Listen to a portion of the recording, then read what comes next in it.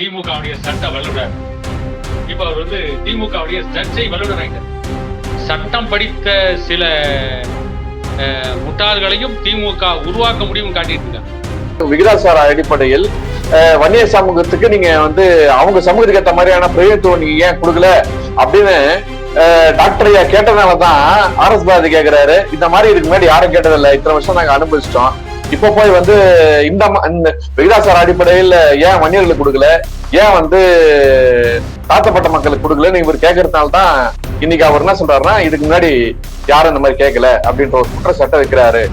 நீங்க நிறுத்துறது ஜாதி பார்த்து வேட்பாளர் நிறுத்துவீங்க, நாங்க ஜாதி பார்த்து இடஒதுக்கீடு கொடு, ஜாதி பார்த்து சமூக நீதி கொடு அப்படின்னு சொன்னா உடனே நாங்க ஜாதி பேசுறோம், நீங்களா ஜாதி ஒளி போராளிங்களா?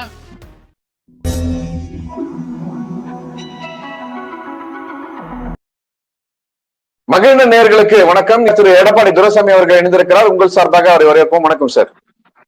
வணக்கம், அனைவருக்கும் வணக்கம் சார். திமுகவினுடைய கட்சியில தொடர்ந்து ஏதாவது ஒரு சர்ச்சை வந்துனே இருக்கு. அதனுடைய தொடர்ச்சியா அந்த கட்சியினுடைய முக்கிய பொறுப்பாளர் பல பல நேரங்களில் தன் வாயாலேயே சிக்கலில் மாட்டிக்கொள்ளக்கூடியவர் திரு ஆர்எஸ் பாரதி. ஒரு காலத்தில் திமுகவினுடைய சட்டத்துறைக்கு பெரும் உதவியாக இருந்தவர். ஜெயலலிதா அவர்களை சிறைக்கு செல்ல மிக முக்கிய காரணமாக இருந்த சட்டத்துறை போராளி. ஆனா இன்னைக்கு வந்து ஒரு சர்ச்சையான ஒரு செய்தியை வெளியிட்டிருக்காரு. என்னன்னா, திரு ராமதாஸ் அவர்களுடைய வருகைக்கு பின்புதான் அரசியலில் ஜாதி பிரச்சனைகள் அதிகமா வந்திருக்கு, ஜாதியே அதிகமா தோணுது அப்படின்னு சொல்லிட்டு அவர் ஒரு விஷயத்த சொல்றாரு. இத நீங்க எப்படி சார் பாக்குறீங்க? நீங்க சொன்னீங்கல்ல, அதாவது திமுகவுடைய சட்ட வல்லுநர், இப்ப அவர் வந்து திமுகவுடைய சர்ச்சை வல்லுநர் ஆயிட்டார். ஏன்னு கேட்டீங்கன்னா, சட்டம் படித்த சில முட்டாள்களையும் திமுக உருவாக்க முடியும் காட்டிட்டு இருக்காங்க. இல்ல இன்னொரு வேடிக்கை என்னன்னா, டாக்டர் ராமதாஸ் வந்த பின்னாலதான், பாமக நிறுவனர் ஐயா வந்த பின்னாலதான் வந்து தமிழ்நாட்டுல ஜாதி பிரச்சனை வந்துச்சு. அப்படின்னா கீழ் வெண்மணி கொடுமை நடந்தது. மனித மலத்தை தாழ்த்தப்பட்ட சமூகத்தினுடைய வாயிலே கலக்கி ஊற்றினார்களே, அப்ப டாக்டர் ஐயா அரசியலுக்கு வந்திருந்தாரா? அப்ப வன்னியர் சங்கம் இருந்துச்சா? பாட்டாளி மக்கள் கட்சி இருந்துச்சா? இல்லையே. பாலகன் ஞான சம்பந்தனுக்கு பாலிலேயே மதவெறி ஊட்டி 7000 சமணர்களை வந்து மலவாயில் கடப்பாறை குத்தி அது வாய் வழிய வெளியே வந்து அவர்களை கழுவில் ஏற்றி வீதி எங்கு நெட்டு வச்சாங்களே, அந்த கொடுமை நடந்தப்ப பாட்டாளி மக்கள் கட்சி இருந்துச்சா? இல்ல டாக்டர் ஐயா இருந்தாரா? 1989 திமுக ஆட்சிக்கு வந்துச்சு. கலைஞர் காலத்துல வைகோ போன்றவர்கள்லாம் வந்து அன்னைக்கு மிகப்பெரிய வசனம் பேசினாங்களே, வாராது வந்த மாமணி திமுக ஆட்சி அப்படின்னா. அந்த வாராது வந்த மாமணி திமுக ஆட்சி வந்த உடனே தென் மாவட்டங்கள்ல ஜாதி கலவரம் தலைவிரிச்சு ஆடிச்சு. ஓடுற பஸ்ல ஏறி கத்தியை தூக்கிட்டு போய் நீ என்ன ஜாதின்னு கேட்டு வெட்டிய கொடுமையெல்லாம் நடந்தது. அது டாக்டர் ராமதாஸ் ஐயா வந்த பின்னாலையா? வன்னியர் சங்கம் ஆரம்பிச்சதுக்கு பின்னாலையா? இல்ல வன்னியர் சங்கம் ஆரம்பிக்கிறதுக்கு முன்ன வேற எந்த ஜாதிக்கு சங்கமே கிடையாதா? எல்லா ஜாதியும் அப்படி அமைதியா தான் இருந்தாங்களா? எல்லா ஜாதியும் சங்கம் வச்சிருந்தாங்க. இவ்வளவு வாய்கிலேயே பேசினாரு ஆலந்தூர் ஆர்எஸ் பாரதி. இவரு ஏன் முதலியார் சங்க மாநாட்டில் கலந்துக்கிட்டாரு? ஜாதி இல்லைன்னு போக வேண்டியதானே? முதலியார் மாநாட்டுக்கு கூப்பிட்ட உடனே அவங்க எல்லாம் செருப்பு கழட்டி 2 அறைய வேண்டியதுதானே? டேய், எனக்கு ஜாதி கிடையாது, ஒண்ணும் கிடையாது, நான் திராவிட இயக்க பாரம்பரியத்துல வளர்ந்தவன், நான் பெரியாருடைய பேரன், நான் அண்ணாவுடைய தம்பி, கலைஞருடைய உடன்பிறப்பு, நாங்க வந்து ஸ்டாலினையும் வந்து உதயநிதி ஸ்டாலினையும் தோல் மேல தூக்கி வச்சு கொண்டாடிட்டு இருக்கிறோம், தமிழ்நாட்டுல ஜாதியை ஒழிக்கிறதா எங்க பொழப்பே, நான் எப்படி முதலியாருடைய சங்க கூட்டத்துல கலந்துக்குவேன் அப்படின்னு சொல்லிட்டு பேசியிருந்தா நீ யோக்கியவான். நீ படிக்கிறது ராமாயணம், இடிக்கிறது பெருமா கோயில். நீங்க கற்பை பற்றி போதித்து விட்டு இரவில் விபச்சாரம் செய்கின்ற விலைமகளுக்கும் உங்களுக்கு என்ன வித்தியாசம்? நீங்க அதாவது ஜாதியை பற்றி டாக்டர் ஐயா மட்டும் தான் பேசக்கூடாது, ஆனா இவங்க எல்லாம் பேசலாம். என்ன ஒழிப்பு மனப்பான்மை? இல்ல இப்போ மருத்துவர் ஐயா வந்து அவரு ஜாதியை பத்தி பேசத்தெல்லாம் அவங்களுக்கு பிரச்சனை இல்லை சார். நீங்க பேசுறேன்னு சொல்லிட்டு அவங்க கட்சியில எத்தனை வன்னியர்களுக்கு அமைச்சர் பதவி கொடுத்தீங்க அப்படின்னு நீங்க எல்லாம் கேட்டுதான் அவர் சும்மா இருப்பாரா சார்? அவங்க வந்து ஏதோ அவங்க கட்சியை சார்ந்த அவங்க ஜாதியை சார்ந்த அவங்களுக்கு சொந்தமான அவங்க ஜாதி பேர் என்ன சார்? திமுக தலைவருடைய அவர் இசை வேளாளர், இசை வேளாளர் சமூகத்தை சார்ந்தவர் முதல்வராகவும். அதுல தெரியுங்களா, அது இன்னொரு வேடிக்கை தெரியுங்களா, ஸ்டாலின் வந்து கலைஞருடைய மகன், கனிமொழி கலைஞருடைய மகள். ஆனா கனிமொழி நாடார், கனிமொழி நாடார், ஸ்டாலின் இசை வேளாளர். இது என்ன ஜாதிய சித்தாந்தம் சார்? அது வந்து கலைஞருக்கே உரிய அவருடைய பங்களிப்பு. நம்ம அதுல அவ்வளவு ஆய்வு போக தேவையில்லை சார். ஆனா இன்னி இருக்க நடைமுறையில் நான் உங்ககிட்ட நான் ஒரு கேள்வி கேட்கறேன். என்னன்னா, முதலமைச்சர் இருக்கக்கூடிய அவர் சார்ந்த சமூகமான இசைவேளாளர் சமூகத்தில இருந்து முதல்வர், அப்புறம் துணை முதல்வர், அது மட்டும் இல்லாம முக்கிய துறையினுடைய செயலாளர்கள் ஒரு 30 பேர்கிட்ட அதே சமூகத்தை சார்ந்தவங்க. இது வந்து ஒரு இசைவேளாளர் சமூகத்தினுடைய டாக்டர் சொல்ற மாதிரி முக்கிய துறை கிடையாது. அவங்க வந்து அமைச்சர்களுக்கு 30 பேர் வந்து அந்தரங்க செயலாளர்கள் வந்து இசை வேளாளர். சரி, ஆனா அது கூட முக்கியமான பதவி தானே சார்? அரசு சம்பளம் போதா இல்லையா சார்?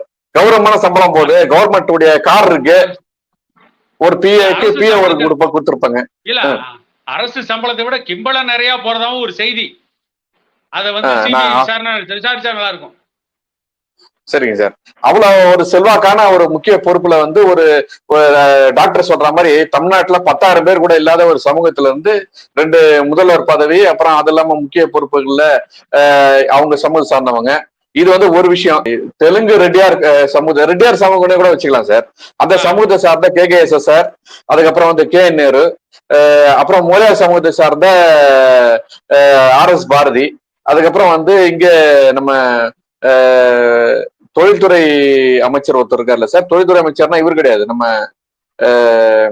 TR பாலுடைய மகன் கிடையாது, இன்னொருத்தர் இங்க எங்க சென்னை குன்றத்தூர்ல உடைய பூர்வீகமா கொண்டவர்.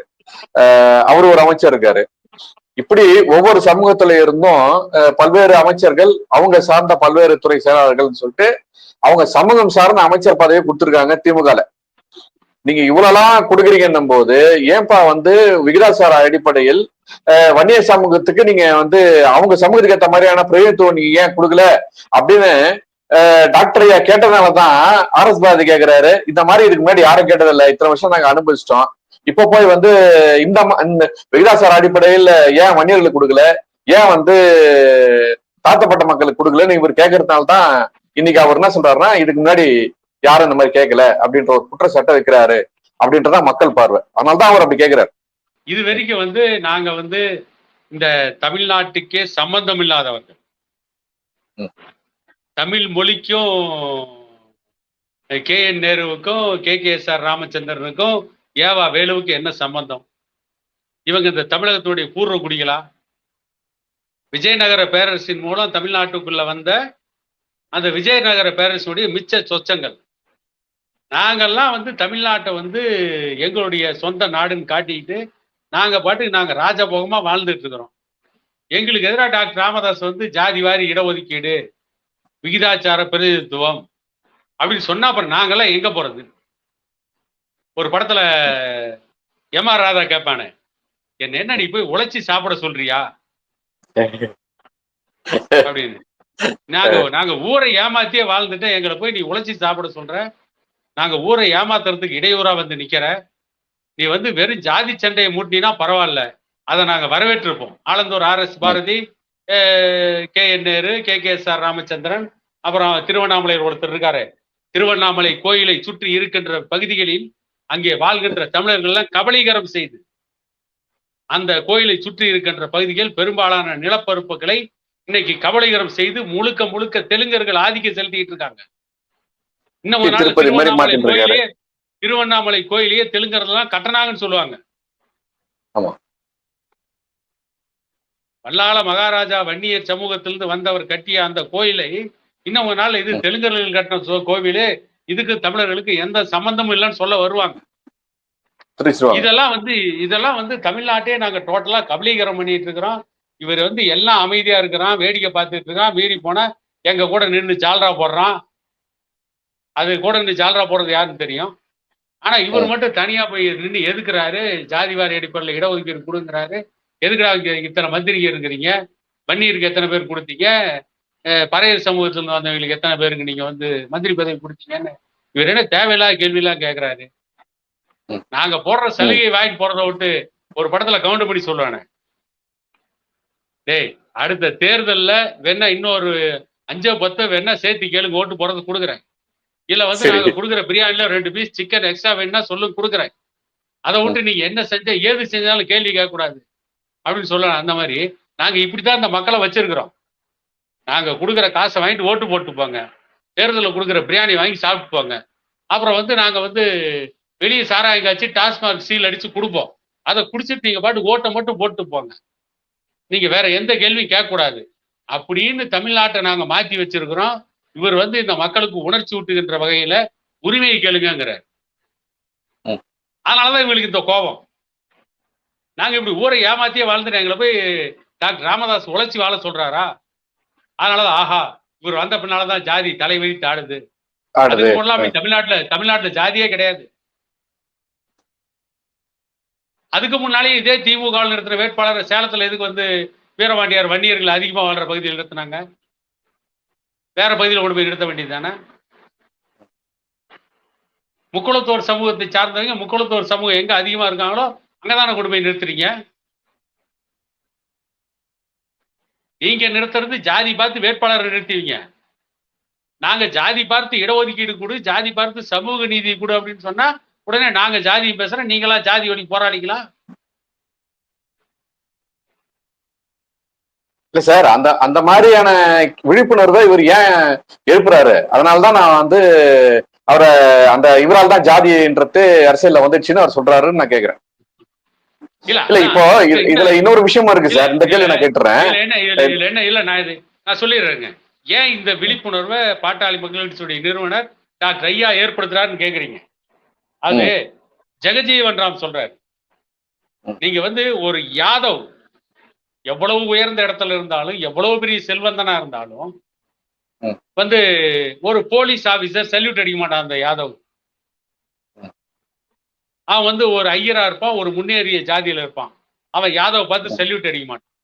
ஆனா அதே ஒரு யாதவ் ஒரு போலீஸ் அதிகாரியா இருந்தா, முன்னேறிய ஜாதியில இருக்கிறவன், மிக உயர்ந்த ஜாதின்னு சொல்ற ஒரு பிராமணன், அன்னைக்கு அந்த யாதவ் போலீஸ் ஆபீசர் பார்த்து சல்யூட் அடிப்பான்ல.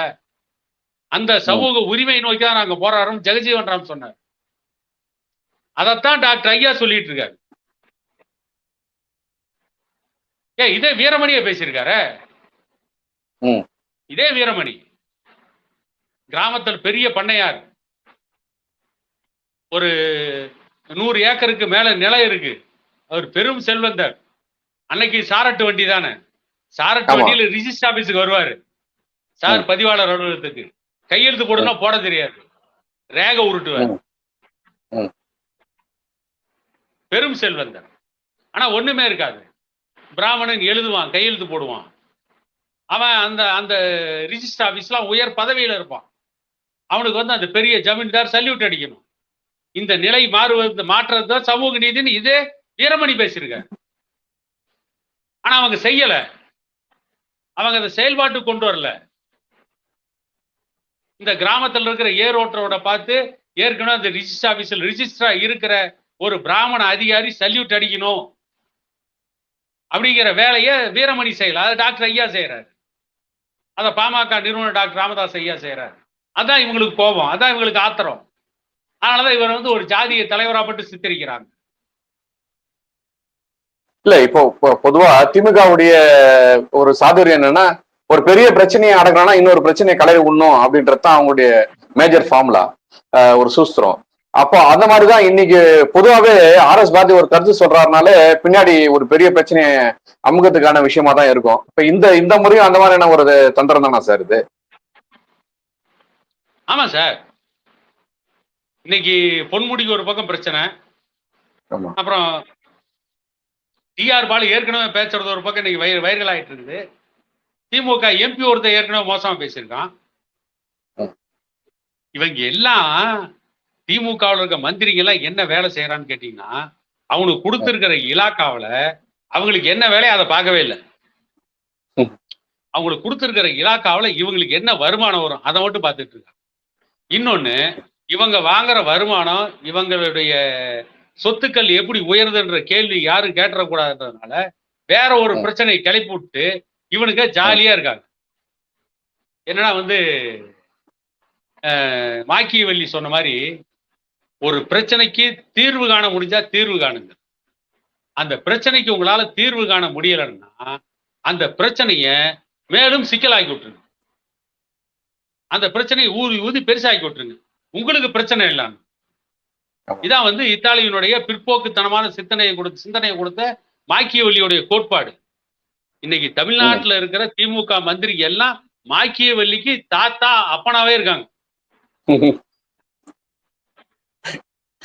இல்ல சார், இதே ஆர்எஸ் பாரதி தான் பலமுறை வந்து இந்த மாதிரி சர்ச்சை கருத்து வெளியிட்டு இருக்காரு. அதுல ஒரு முக்கியமான கருத்து, இன்னைக்கு எல்லாம் பிஏ எல்லாம் படிச்சுக்கிறான்னா அது வந்து திமுக போட்ட பிச்சைன்ற ஒரு தத்துவார்த்தத்தை சொல்லி அதை அவர் மன்னிப்பு கேட்கிற அளவுக்கு போய் இன்னைக்கு கூட அவரு அந்த பிரச்சனையில இருந்து மீண்டு வரல. நீதிமன்றம் எல்லாம் அவரை பலமுறை கண்டிச்சிருக்குது.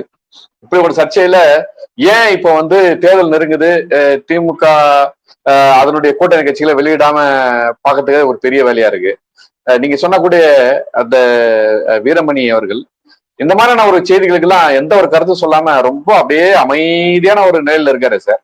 அவருக்கு இந்த செய்தி எல்லாம் போய் சேரலையா? அவர்களும் வயசாயிடுச்சா சார்? இல்ல, நான் என்ன சொல்றேன், இன்னைக்கு வந்து பிஏ படிச்சிருக்காங்க, எம்ஏ படிச்சிருக்காங்க, எல்லாம் திமுக போட்ட பிச்சைன்றாங்கல்ல. இவங்களுக்கு ஆட்சியை பிச்சை போட்டது யாரு சார்? அது பிச்சை எல்லாம் நீங்க சொல்லக்கூடாது. இல்ல இல்ல இல்ல, அவங்க போட்ட பிச்சையை வாங்கிதான் இவங்க ஓட்டே போட்டாங்க. நீங்க எப்படி அது வந்து மக்கள் போட்ட பிச்சை நீங்க சொல்லுங்க? அது இப்ப திமுக கொடுத்த காசு சார் 1967ல 72ல 77ல இப்பதான் நீங்க பணம் கொடுத்தீங்க. அப்ப என்ன மக்கள் உங்களோட பணம் வாங்கிட்டு ஓட்டு போட்டாங்க? அன்னைக்கே உங்களுக்கு பிச்சை போட்டாங்கல்ல மக்கள். இங்க உங்களுக்கு காலேஜ் கூட கட்ட முடியாது, படிப்பு கூட வந்து கொடுக்க முடியாதுன்னா அப்புறம் நீங்க என்னத்துக்கு ஆட்சிக்கு போனீங்க? கையெழுத்து போட்டு கமிஷன் வாங்குறதுக்கா? என்ன நீங்க பிச்சை போட்டீங்க? திமுக ஆட்சிக்கு வராததுக்கு முன்னே வந்து அப்ப ஒருங்கிணைந்த சேலம் மாவட்டத்தில் கந்தசாமி கண்டர் ஆர்ட்ஸ் காலேஜ் திமுக கட்டினாங்களா? சென்னை லயோலா கல்லூரி திமுக கட்டினாங்களா? பிடிலி செங்கல்வராய நாயக்கர் அறக்கட்டளை திமுகவா? Coimbatore PSG arts and science DMK கட்டினாங்களா? ஈரோட்டில் வாசவி ஆர்ட்ஸ் காலேஜ், ஈரோட்டில் சிகே நாயக்கர் ஆர்ட்ஸ் காலேஜ், சேலத்தில் சவுடேஸ்வரி ஆர்ட்ஸ் காலேஜ், அப்புறம் திருச்சியில் பிஷப் கீப்பர் ஜமால் முகமது. அடுக்கிட்டு போக முடியும். திமுக ஆட்சிக்கு வர்றதுக்கு முன்னே அவங்க கல்லூரி கட்டிட்டாங்க. அவங்க கல்லூரி கட்டின காலத்துல எவனும் படிக்க போக மாட்டான். இன்னைக்குதான் போய் கியூவில் நின்று சீட்டு கட்டிட்டு இருக்கோம். அவங்க எல்லாம் கல்லூரி கட்டின காலத்துல போய் ஊர் ஊரா போய் நின்று எல்லாத்தையும் கையில காலில் உழுந்து கூப்பிட்டு வந்து படிக்க வச்சாங்க தெரியுங்களா?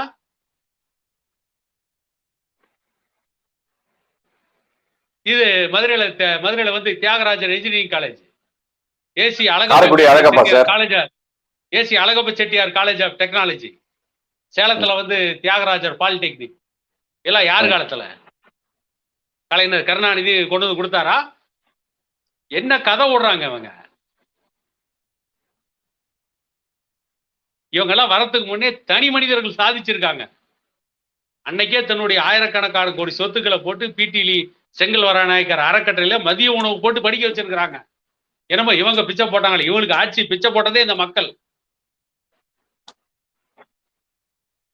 எவ்வளவு பெரிய பித்தலாட்டத்தை இவங்க நடத்திட்டு இருக்கிறாங்க. நாங்க கல்வியை விரிவுபடுத்தணும்னு சொல்லுங்க, நான் ஒத்துக்கிறேன்.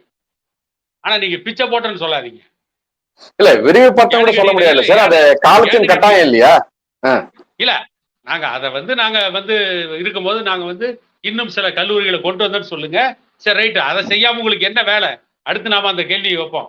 நீங்க பிச்சை போட்டேன்னு சொன்ன கலைஞர் கருணாநிதி என்ன பெரிய அப்படி கோடிக்கணக்கான பணத்தோட வந்து திருவாரூர்ல இருந்து வந்தாரா? திருவாரூர்ல இருந்து கட்டின வேட்டி, மேல போட்ட ஒரு சட்டை, அதுக்கு மேல போட்ட ஒரு துண்டு, சட்டை பையில ஒரு மரப்பேனாவை வச்சுக்கிட்டு திருட்டு ரயில் ஏறி சேலம் மாடர்ன் தியேட்டர்ஸுக்கு கதை வசனம் எழுத வந்தாரு. இன்னைக்கு அவங்களுடைய குடும்பத்தினுடைய சொத்து மதிப்பு என்ன? தென்னிந்தியாவில் விண்ணுலகிலிருந்து மண்ணுலக வரைக்கும் அவங்களுக்கு சொந்தமா இருக்கு. இவங்க பிச்சை போட்டாங்களாம் சார். அவர் அந்த காலத்திலேயே வந்து ஆயிரக்கணக்கான தொகை வாங்கியிருக்காரு சார். அவரு நீங்க நினைக்கிற மாதிரிலாம் கிடையாது. ஒரு படத்துக்கு பலாயிரம் கோடி பலாயிரம் ரூபாய் வந்து வருமானம் வாங்கன்னு தான் திமுக சொல்லுது. சரி, அதே கலைஞர் காலத்துல அவரோட அதிகமா சம்பாதிச்ச நடிகர் திலகம் சிவாஜி கணேசன், அவர் வீடு இன்னைக்கு ஏலத்துக்கு போயிருக்குது. இவங்களுக்கு மட்டும் எப்படி சொத்து ஏறிக்கிட்டே போகுது? சிவாஜி கணேசனுக்கு மட்டும் இறங்கிட்டு போகுது. சிவாஜி கணேசனுடைய பேரன் பண்ண தவறு சார். படம் எடுக்கிறேன்னு சொல்லிட்டு கடன் வாங்கிட்டு கடனை திருப்பி செலுத்தாதனாலதான் அந்த வேணை. அதை விடுங்க. அதை ஏன்னா சிவாஜி கணேசனோட நம்ம ஒப்பிட்டு செய்ய முடியாது. நீங்க கேட்டது நியாயம் தான். இல்ல சார், நான் என்ன கேக்குறேன், அப்ப கலைஞர் குடும்பத்துல மட்டும் யாருமே தப்பு பண்ண மாட்டாங்களா? அவங்களுக்கு அந்த சொத்து இறங்கவே இறங்காதா? சிவாஜி குடும்பத்துல மட்டும் தான் தப்பு பண்ணிட்டாங்க, சொத்து வந்து கீழே டவுன் ஆகுதா? எப்படி இவங்களுக்கு மட்டும் கூடிக்கிட்டே போகுது?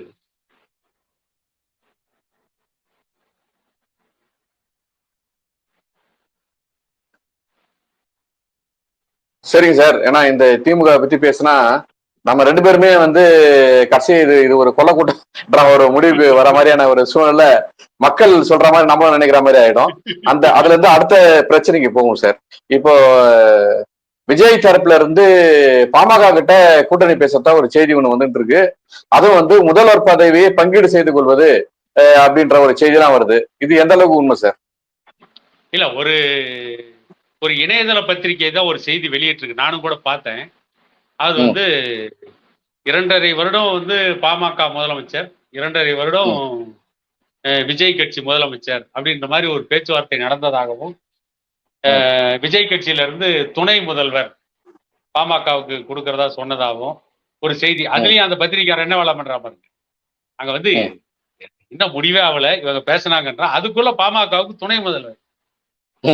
இந்த இணையதள பத்திரிகை தான் கருத்து கணிப்பு கேட்டிருந்தாரு. என்ன போட்டிருக்கானா, திமுக, அண்ணா திமுக, பாஜக, தாவேகா, நாம் தமிழர் கட்சி, இதை மட்டும் போட்டு மற்றதெல்லாம் மற்றவை. அந்த கருத்து கணிப்பு மற்றவை எங்க கொண்டு போய் நிறுத்துறா பாருங்க பாமக. இந்த மற்றவைன்னு போடுறியா பாரு, எதுக்கு இந்த செய்தி நீ போட்டுட்டு இருக்க? எதுக்கு வந்து விஜய் கட்சி பாமகவோட கூட்டணி பேச்சுவார்த்தை நடத்தினாங்க? எதுக்கு வந்து இது வந்து நீ யாரை ஏமாத்த இப்படி ஒரு செய்தி நீ பரப்பிட்டு இருக்கிற? ஒரு செய்தியை போட்டு அதுலயும் பாமகவுக்கு எதிரான கருத்தை நயவஞ்சகமா திணிக்கிறது. கூட்டணி பேச்சுவார்த்தை போனாங்களா இல்லையா தெரியாது, போயிருக்கலாம், இல்லாமலும் இருக்கலாம். ஏன்னா அந்த செய்தியை வந்து தாவேக்கால இருந்து தான் வந்துடுறாங்க. இவங்க பாமக போனதா இல்ல, செய்தி இல்ல, அவங்கதான் கூட்டணி பேச வந்திருக்காங்க. டாக்டர் வந்து அவர் சில அறிவுரை சொல்லி இதெல்லாம் முடிவு பண்ணிட்டு வாங்க பாக்கலான்ற மாதிரி சொன்னதாதான் அவங்க செய்தி சொல்றாங்க. ஒரு ஆடிட்டர்ன்றாங்க சார். யார் அந்த ஆடிட்டர்? யார் அந்த சார் மாதிரி? எந்த ஆடிட்டர்? இவரு ஆடிட்டர் குருமூர்த்தி எல்லாம் போறதுக்கு வாய்ப்பு கிடையாது. ஏன்னா ஆடிட்டர் குருமூர்த்தி தமிழ்நாட்டுல பிஜேபியை வளர்க்கறதுக்கான பொறுப்பை ஏத்துக்கிட்டு இருக்கிறவர். அதனால வந்து இன்னைக்கு தாவேகாவுக்கு ஆதரவா போய் குருமூர்த்தி பேசுவாரு அப்படின்லாம் எதிர்பார்க்க முடியாது. அது எந்த ஆடிட்டர் தெரியல. ஒரு கால் போனாங்களா இல்லையான்னு நமக்கு அதிகாரப்பூர்வமா எதுவும் தெரியாது. ஒருவேளை அவங்க போய் டாக்டர் ஐயாவை அணுகி திமுக, அண்ணா திமுகவுக்கு எதிராக தமிழ்நாட்டுல ஒரு 3வது ஒரு பெரிய அணியை கட்டினாங்கன்னா வரவேற்கலாம். இவங்களே தான் மாறி ஆளணுமா? அதாவது திராவிட கட்சிகளுக்கு மாற்றா வேற ஒரு அணி வந்துச்சு அப்படின்னா அது இன்னும் ஒரு எப்படி பார்த்தாலும் இவங்களை விட மோசமா இருக்காது. திமுக, அண்ணா திமுக விட மோசமா அது போகாது. அதை விட சிறப்பான ஒரு ஆட்சி தான் அவங்க கொடுப்பாங்க. அப்படிங்கிறப்ப அப்படி ஒரு கூட்டணி ஏற்படலாம், ஏற்படாமலும் போகலாம். அது காலம் பதில் சொல்லும்.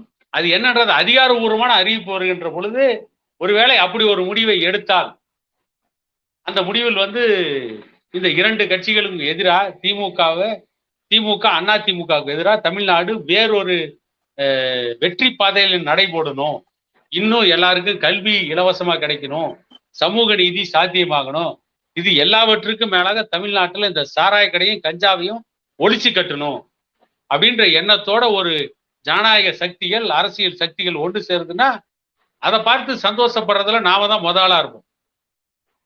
உங்க கருத்து நல்லா ஏன்னா இருக்கு. ஆனா கடைசியில போன முறை இதே மாதிரி விஜயகாந்த முதலமைச்சர்னு சொல்லி வைகோ செஞ்ச வேலை மாதிரி இந்த கூட்டணியும் ஆயிடக்கூடாது இல்லையா சார்? மக்கள் கூட்டணியா என்ன சார் அது? இல்ல மக்கள் நல கூட்டணி அந்த மாதிரி ஆயிடக்கூடாது இல்ல சார். அதாவது நாம வந்து ஒரு நல்ல எண்ணத்தை நோக்கி போறோம், ஒரு நல்ல நோக்கத்தை நோக்கி போறோம். அதுல வெற்றி அடையலாம் கூட பரவாயில்ல. ஆனா ஒரு நல்ல நோக்கத்துக்காக போராடணுன்ற மன திருப்தியாவது ஏற்படும் இல்ல. அதான வந்து விடுதலை இயக்கத்துடைய தலைவர் பேசினாரு. தமிழீழ விடுதலை இயக்கத்தினுடைய தலைவர் பேசினாரு. அது போராடலானாலும் சாக போறோம், போராடனாலும் சாக போறோம், போராடி செத்தம்ன்ற ஒரு மன திருப்தியாவது ஏற்பட்டுமேன்னு சொன்னார். அது போராளிக்கு பொருந்தும் சார். நீங்க தேர்தல் களத்துல இருக்கவங்களுக்கு அது எந்த வகையிலும் பொருந்தக்கூடியது இல்ல சார். சார் தேர்தல் களமும் போராட்டத்துக்கு இன்னொரு வடிவம் தானே. ஜனநாயக ரீதியாக ஜனநாயக ரீதியா தேர்தல் களமும் போராட்டத்தினுடைய இன்னொரு வடிவம் தான். அதாவது ஆளுகின்ற கட்சிக்கு நெருக்கடி கொடுக்கறதுக்காக தான் அதை நம்ம தேர்ந்தெடுக்கும். ஒண்ணு, நீங்க 2006 இருந்து 2011 வரைக்கும் பாமக கலைஞர் கருணாநிதிக்கு எவ்வளவு நெருக்கடி கொடுத்து மக்கள் நலன் சார்ந்து எவ்வளவு திட்டங்களை நிறைவேற்றினாங்க அதை பாக்குறோம்ல. டாக்டர் ஐயாவுடைய நெருக்கடியின் பேர்ல தான் வந்து இவரு தமிழ்நாடு அரசு பணியாளர் தேர்வாணைய தலைவரா காசி விஸ்வநாதன் நியமிக்கிறாங்க. அவர் காலத்துல தமிழ்நாடு அரசு பணியாளர் தேர்வாணையம் ரொம்ப நேர்மையா நடந்தது. நேர்மை மட்டும் இல்ல, திமுகவுடைய தலைவரே அதை ஒத்துக்கினார்ல சார். எனக்கு தைலமே தைலாபுரத்துல தான் வருதுன்னு சொன்ன வரலாறுலாம் உண்டு. அதே மாதிரி அண்ணா பல்கலைக்கழக துணைவேந்தரா பெருமதிப்பிற்குரிய டி விஸ்வநாதன் அவர்கள் இருக்கும்போது அண்ணா பல்கலைக்கழகம் சர்வதேச அளவில் மிகப்பெரிய புகழ் பெற்றது. அதாவது அண்ணா பல்கலைக்கழகத்துக்கு ஏற்கனவே உலக புகழ் இருக்கு, அந்த புகழுக்கு மேலும் புகழை சேர்த்துனாங்க. அன்னைக்கு அண்ணா பல்கலைக்கழகத்துல படிச்ச அத்தனை பிஇ பட்டதாரிகள், எம்இ பட்டதாரிகள் எல்லாருக்குமே கேம்பஸ் இன்டர்வியூல பிளேஸ்மெண்ட் வேலையை ஏற்படுத்தி கொடுத்தாரு. அந்த ஒரு புதிய அறிமுகத்தை நடந்தது. அதை தாண்டி இன்னும் அதிகமான வேலை வாய்ப்புகளை மற்ற கல்லூரிகளுக்கு அவர் கொடுத்தாரு. ஆனா இப்படி வந்து கண்ணுக்கு தெரியாத சாதனைகளை வந்து அன்னைக்கு கூட்டணியில இருந்து கூட்டணி கட்சி தன்னுடைய சென்னை பல்கலைக்கழகத்தினுடைய துணைவேந்தரா பொற்காவை கூட நியமிக்கிறதுக்கு காரணமும் அன்னைக்கு இருந்த பாமக திமுக கூட்டணி தான் சார். அதனால அன்னைக்கு இதனால வந்து எவ்வளவு சாதனைகள் பாருங்க நீங்க. அன்னைக்கு வந்து பாமக ஆதரவுல திமுக ஆட்சி நடக்குது அப்படின்னா கூட இந்த அன்னைக்கு ஒருவேளை பாமக அந்த இடத்துல இல்ல அப்படின்னா இதெல்லாம் நடந்திருக்குமா? இந்த சாதனைகள் நிகழ்ந்திருக்குமா? கல்வியில இப்படி ஒரு மாற்றத்தை உருவாக்கி இருக்க முடியுமா? முடியாது. ஆனா கல்வியில இப்படி ஒரு மாற்றத்தை உருவாக்குறதுக்கும் சமுதாயத்துல ஒரு மறுமலர்ச்சி ஏற்படுறதுக்கும் இந்த இளைஞர்களை சீரழிக்கின்ற கேடுகட்ட மது, இந்த கஞ்சா, இளைஞர்களை சீரழிக்கின்ற இந்த மோசமான திரைப்படங்கள் இவற்றுக்கெல்லாம் கடிவாளம் போடத்தக்க வகையில் ஒரு மூன்றாவது ஒரு அணி அமைஞ்சா நல்லதுதான். அதை எல்லாரும் வரவேற்க தான் செய்வாங்க. நிச்சயமா அந்த அணிக்கு வந்து ஒரு கௌரவமான வெற்றி கிடைக்கும். ஆட்சியை பிடிக்க முடியலனா கூட அந்த அணி வந்து எதிர்காலத்தை தீர்மானிக்கக்கூடிய அளவுக்கு ஒரு மிகப்பெரிய வலிமையான அணியா இருக்கும். நீங்க அதே மக்கள் நல கூட்டணியில் அன்னைக்கு பாமகவை சேர்த்திருந்தான்னு வச்சுங்க, திமுக அண்ணா திமுக ரெண்டு பேத்துக்கு டப்பா டான்ஸ் ஆடி இருக்கு. இல்ல அந்த நேரம் டாக்டர் வந்து அவர் யாரு கூடயும் இல்லாம தனியா பிளே பண்ணதுனால அது ஒரு பெரிய பின்னடைவா போச்சு. நல்ல சார், உங்களுடைய நல்ல எண்ணம் ஈடேறவும் தமிழகத்தினுடைய வளர்ச்சி பாதையில் மக்கள் பயன்பெறவும் உங்களுடைய அரிய நேரத்தை ஒதுக்கிய மிக்க நன்றி. வணக்கம். அனைவருக்கும் வணக்கம்.